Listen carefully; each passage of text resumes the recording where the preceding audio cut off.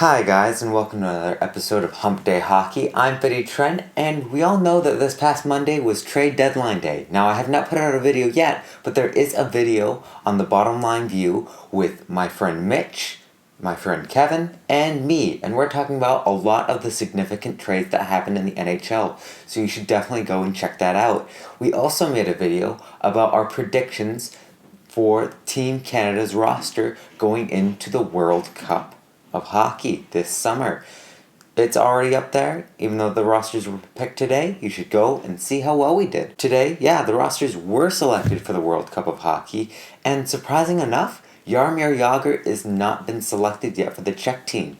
That's because they don't know if he's going to retire at the end of the season or continue on playing in the NHL. Speaking of a retirement, defenseman Lubomir Wisnowski has decided to hang his skates and retire after 14 seasons in the NHL.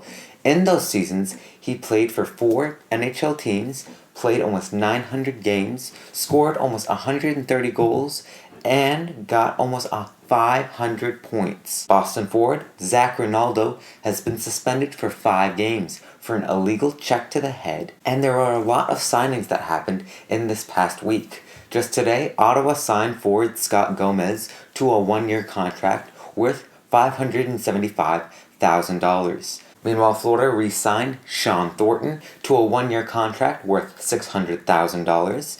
Philadelphia re-signed forward Michael Raffl to a 3-year contract extension worth $2.35 million a year. Columbus Blue Jackets forward Boone Jenner has signed with his club for 2 more years worth $2.9 million.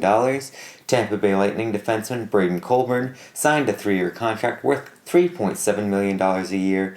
And Pittsburgh defenseman Olli Määttä signed a 6-year contract worth $4.1 million a year. There were lots of waiver pickups, including Chris Wagner to Anaheim, Yuri Sekech to Arizona, Mike Brown to Montreal, Adam Cracknell to Edmonton, Adam Pardy also to Edmonton, and Dave Warkowski to Pittsburgh. Florida Panthers forward Jussi Jokinen scored his 500th career point this past week, as did Philadelphia forward Claude Giroux. He also scored his 500th point. And sad to say, but NHL great Andy Bathgate died at the age of 83 this past week. In his career, he almost scored 350 goals and won only 1 Stanley Cup with Toronto. For the stats and standings, well, if the playoffs started today, it would be Florida's 5th time making the playoffs in their entire history, while they'd be hosting the Detroit Red Wings, who haven't missed a playoff series in 26 years. That's even before the Florida Panthers were even a team. Then it would be a repeat of the 2011 Eastern Conference Finals, as the Tampa Bay Lightning would be hosting the Boston Bruins. Then Russia versus Canada, that's right, Ovi versus Crosby, as Washington faced Pittsburgh. Finally, King Hendrick would be hosting a Prince, as the New York Rangers would be facing the New York Islanders. For the West, it would be an adjective versus some pasta. Let me explain. It would be Quick's LA Kings versus Pekka Rinne's Nashville Predators.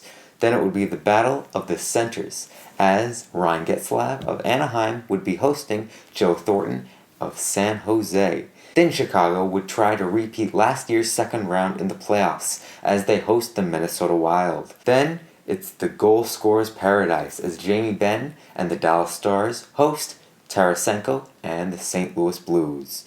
Patrick Kane is officially up to 85 points in the NHL, leading all players, and Alex Ovechkin has scored 40 goals this season.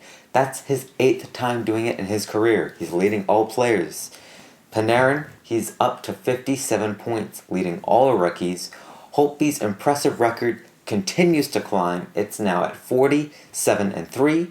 Brian Elliott's save percentage is now at .929. And finally, Ben Bishop's goals against average is 2.06. My prediction really has nothing to do with this week, but rather something to look forward to, as Jaromir Jagr will retire this season only if he wins a Stanley Cup. But he will keep playing for at least 1 more season if he doesn't. And if he doesn't retire, he will definitely go and play for the World Cup of Hockey. Thank you very much for watching. I hope you guys enjoy, and have a great day.